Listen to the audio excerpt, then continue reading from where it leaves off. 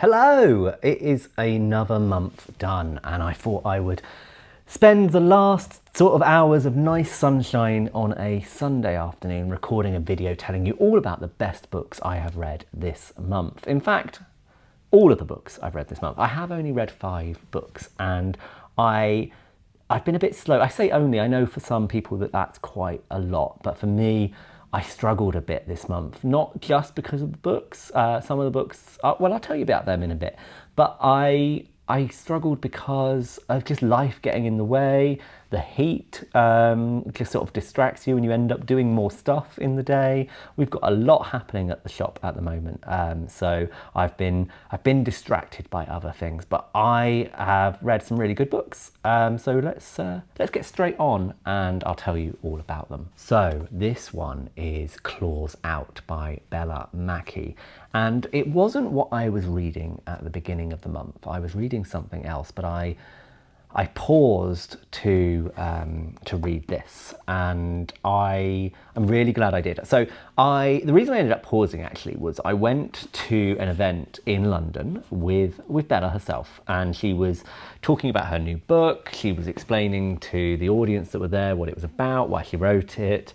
And like, I mean, some of it you'll know, you'll have figured out who she is. She, in fact, here we go. She wrote How to Kill Your Family. So if you can't remember who Bella Mackie is, that is who.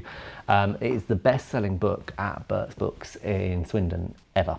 And that's partly because of our little video that you may remember, not video, our wall window display, picture of our window display went viral on Twitter because of that book. If you haven't seen it, check it out. But we were talking, or she was talking about her book and saying how to Kill Your Family was kind of her sort of look at new money. And then there was What a Way to Go, which was her sort of evisceration of old money. And then this one is about the sort of North London elite, those people who have money but are sort of desperately trying to pretend that they're not evil, that they are on the side of the good, that yes, they do go on sort of big old holidays that cost a lot of carbon, but really they are, they're cycling to and from the tube, so that's good. So these are the kind of people in here, and you've got Catriona, who is the sort of main character, but it flips narrative with Diana, and Diana is, I would say she's in her 50s maybe, and she is on the hunt for a new husband. She's had 3 husbands and she's buried 3 of them, well, cremated them, whatever. They've died because, well, we don't know why. Various of them, they die for various reasons. And Catriona is suspicious. She doesn't like Diana. That's the first thing. She thinks Diana is out for money. She's gold digging. And she kind of has a bit of a begrudging respect for that. But what she doesn't have respect for is murder, because she doesn't want her dad to die. Fair enough. So she starts to try and one-up her. She's trying to get her out of her life, trying to get her out of her dad's life. She's not succeeding, but they just keep going back and forth with each other, trying to prove that they are the better one, that they are the one who David will side with. And it builds and builds and builds and becomes ever more ridiculous. And it is a fun read. I laughed out loud a lot at sort of some of the one-liners that Bella puts in. I think perhaps as well Zeb, the character of Zeb, who is Diana's son, is particularly funny in that he's just going from sort of startup idea to startup idea. He's got all these ideas for businesses and he's going to do something amazing. And one of them he comes up with is a coffee delivery business, which fine, people like coffee. People want coffee delivered to them. It could work, except the gimmick is that they get delivered on penny farthings. So needless to say, that is a business idea that does not work, but he has subsequent ideas and he comes up with lots of different ideas, and some of them just make me laugh out loud. I enjoyed it a lot. It was a fun read, and I think if you are a fan of How to Kill Your Family, then you will absolutely enjoy this book as well. It comes out at the end of August, so you've got a little bit of time to wait for it, but you can pre-order a copy at bertsbooks.co.uk.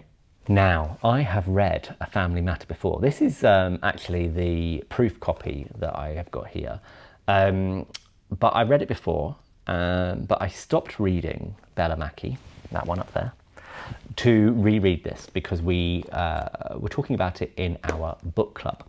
And it's quite a small book. It doesn't take me very long. So I quickly reread it and I loved it again. This is the story of Heron, who he gets the news very early on in the book. Well, in fact, the first line is about how he's got the news that he's dying of cancer.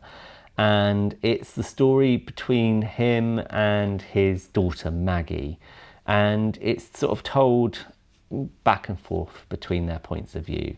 Maggie is early 40s, mid 40s, and she is trying to do right by her father, but they kind of don't have the closest of relationships. It's a very functional relationship.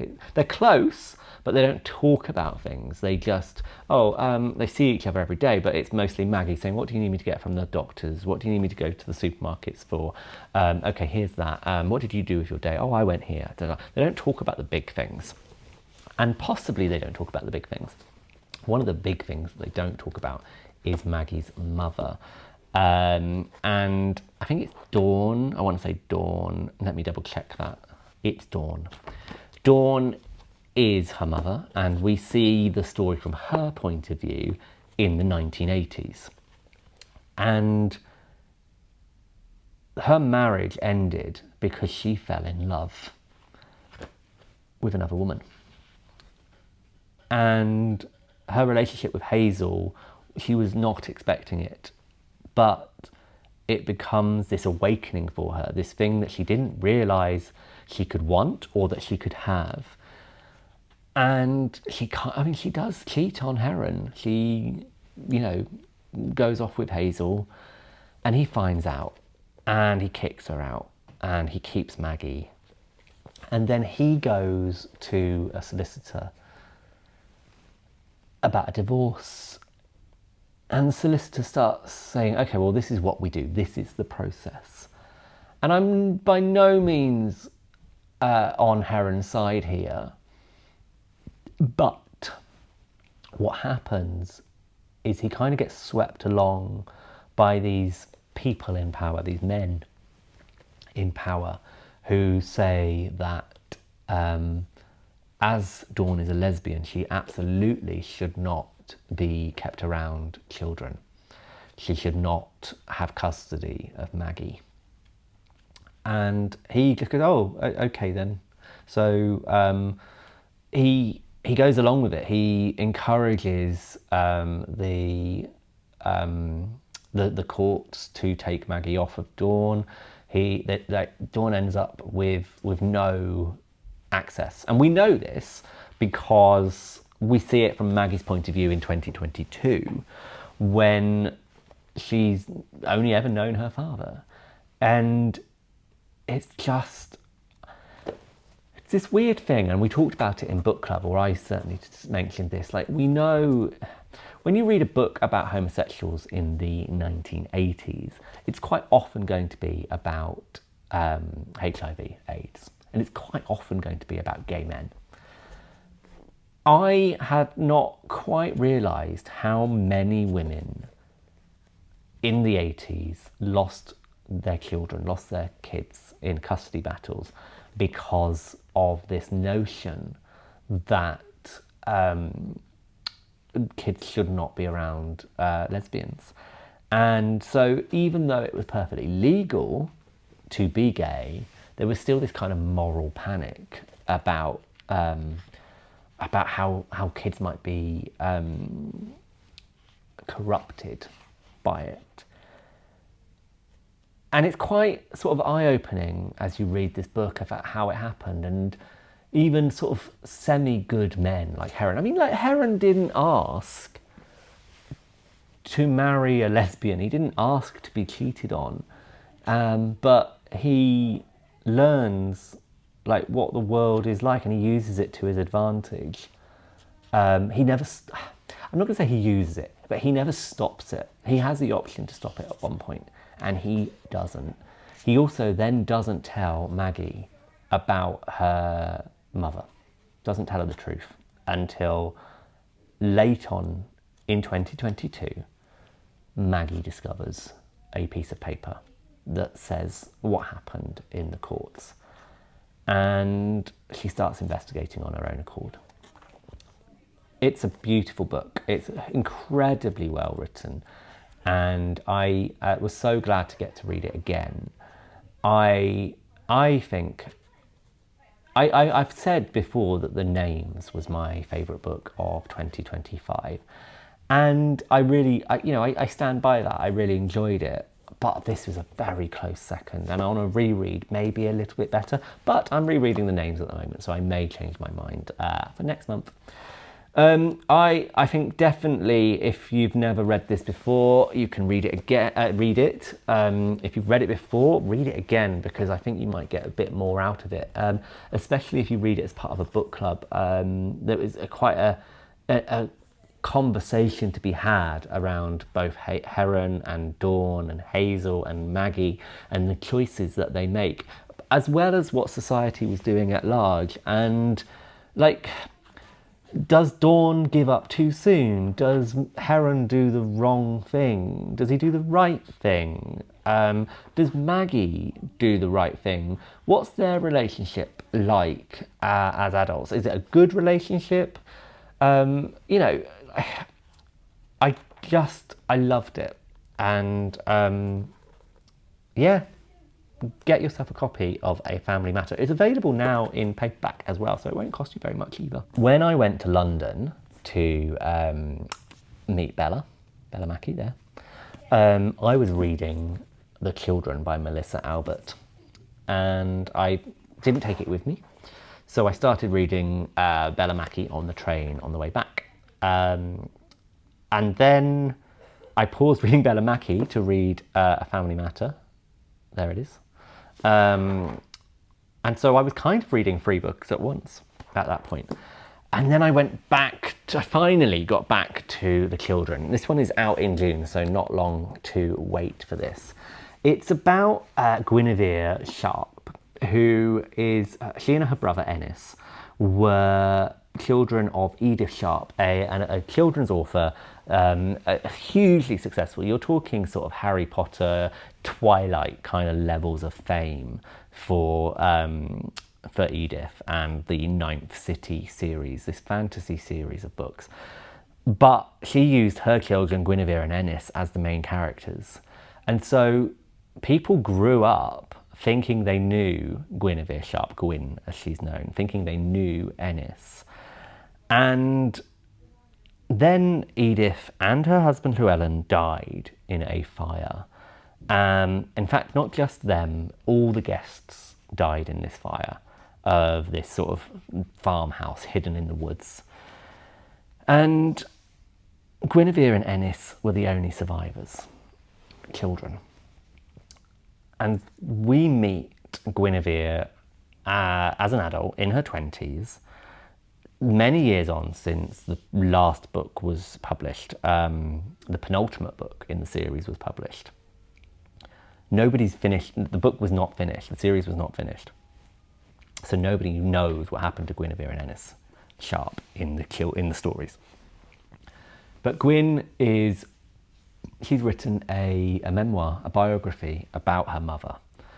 And she's promoting that. She's on the trail and she is just telling everyone about it. And she learns that her brother Ennis is putting on an art show. He's an artist. He's got a new gallery that he's opening up in 3-4 days' time.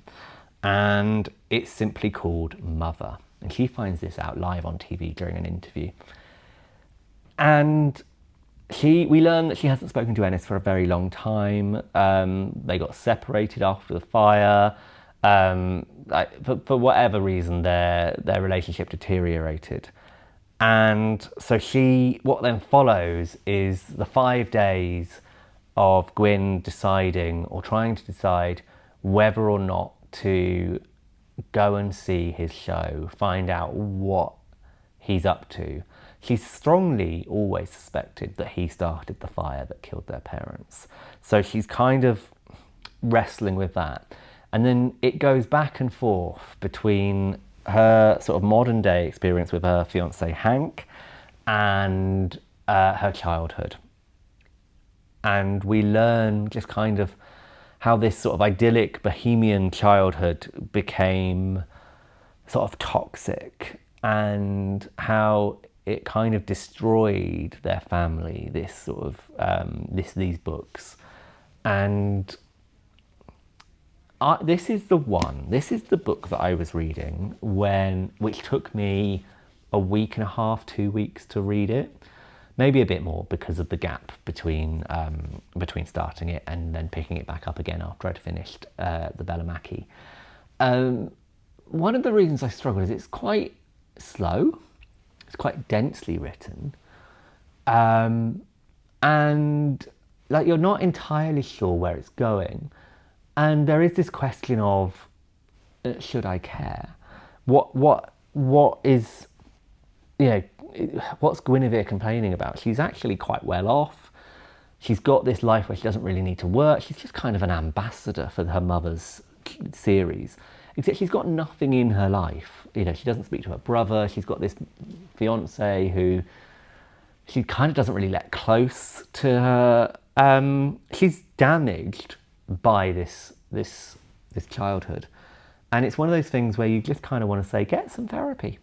Just get some therapy. That's what you need.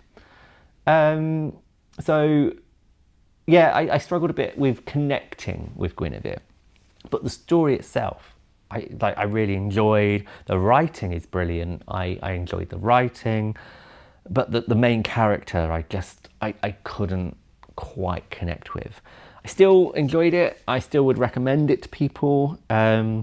But it's not my favourite book of the month, I will tell you that much. It's called The Children, it's by Melissa Albert, and it is out in June, so not long to wait if you want to give it a go. Certainly take a look at it, and maybe read the first couple of chapters or so and see if it's the one for you. I think some people will absolutely love this book. So, after reading The Children, I wanted to read something that was a bit more plot driven, and so I picked up A Very Dangerous Pursuit by Ben Miller. A reason I picked this up was Ben came into the shop, and as you can see, he signed some copies, and I wanted to just make sure I'd at least started it by the time he was here so that I could talk to him about it, tell him how much I was enjoying it. And I was enjoying it, and I did enjoy it. This is a follow-on, so it's Ben Miller's first adult novel. He's written some kids' books. He's obviously, if you don't know who Ben Miller is, by the way, he started life as a comedian in the Armstrong and Miller sketch show alongside Alexander Armstrong, the host of Pointless. He's then become a detective in Murder in Paradise. He did that for a couple of years. And now he is still an actor. He's in the Professor T TV series. He's written kids' books. And he's now finally written his first adult novel, and it is in fact a follow-on from the John Buchan novels. And I say John Buchan, I'm not entirely sure if that's how it's pronounced, but it's like the first half of Buchanan, so I'm saying Buchan makes sense to me. If you don't know who John Buchan is, then he wrote the Richard Hannay books. If you don't know who Richard Hannay is, I will say to you the 39 Steps, and you may have heard of that novel. If you haven't, I'm giving up. I've never read those books, so I don't know how this stacks up to those, but I did enjoy it. So they're kind of spy novels, espionage. They are like a bit like, and Michael's going to kill me for saying this, they're a bit like Agatha Christie, in that there is a fairly decent plot that runs through, but we don't spend too long trying to define the characters and getting into their sort of thoughts and feelings. This is very much a plot-driven book. And the plot of this book is that Richard gets, he meets his friend Tibbles in Constantinople, and he gets, one morning, he's outside a coffee house, and Tibbles runs up to him and he thrusts this wash bag into his hands. And he says, dark and light, dark and light. And then he's taken away by some bad guys. Germans. It's 1912, so we're heading towards World War One. The sort of the world is tense. People know it's coming, and the sort of tensions in this part of Europe are high. And he looks inside this wash bag, old Hannay, and he discovers a hairbrush that is sort of made of ivory, and he discovers a shaving brush that has been made of ebony. And he realizes they're slightly different to everything else that's in the wash bag. And he realizes there's a cipher in it. There's something going on that he needs to get to the British government, because if the bad guys get their hands on this, all hell will break loose. And he then tries to get away. He ends up running up against the bad guys. He kind of keeps bumping into them. He gets the wash bag, they get the wash bag, this other person gets the wash bag. He ends up on the Orient Express. At one point towards the end, it's no spoiler to say this because it does say it in the blurb, but at one point towards the end, he ends up on the Titanic. I love when a book ends up on the Titanic, because you know how it ends. Well, you know how part of it ends, at least. So you sort of, okay, well, when this sinks, who's going to be on the boat? What's going to go missing on the boat? Who's going to go missing on the boat? And so there is some genuine jeopardy, because you're getting towards the end of the book, and he ends up on the Titanic. I thought it was a really fun adventure. Also, as well, look at this. There's some excellent drawings in the book, which I don't know who drew those, actually. We should find out. A man named Philip Harris has done the illustrations, and of course we do love a map. There's a map at the front, and you can hopefully see there's the Titanic setting sail.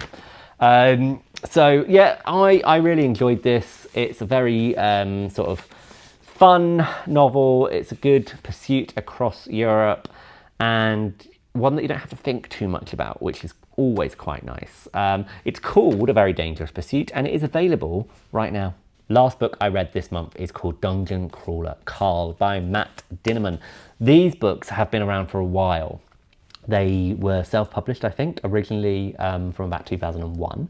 And then in late 2005, Penguin got the rights to them over in the UK and started publishing them here. They were available previously as export editions from America, but they were very expensive. There are now 8 of these, all available in hardback right now. The paperback of this comes out in October. And you are going to want to know what it's about. Well, basically, it's a computer game. It's like D&D meets Legend of Zelda, but told as if it was by Douglas Adams in the world of Legends and Lattes. Does that help?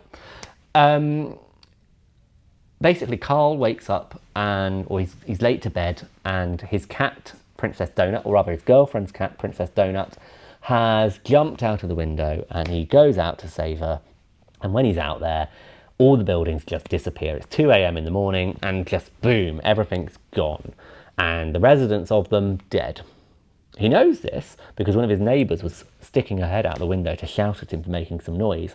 And when the building disappeared, most of her disappeared along with it.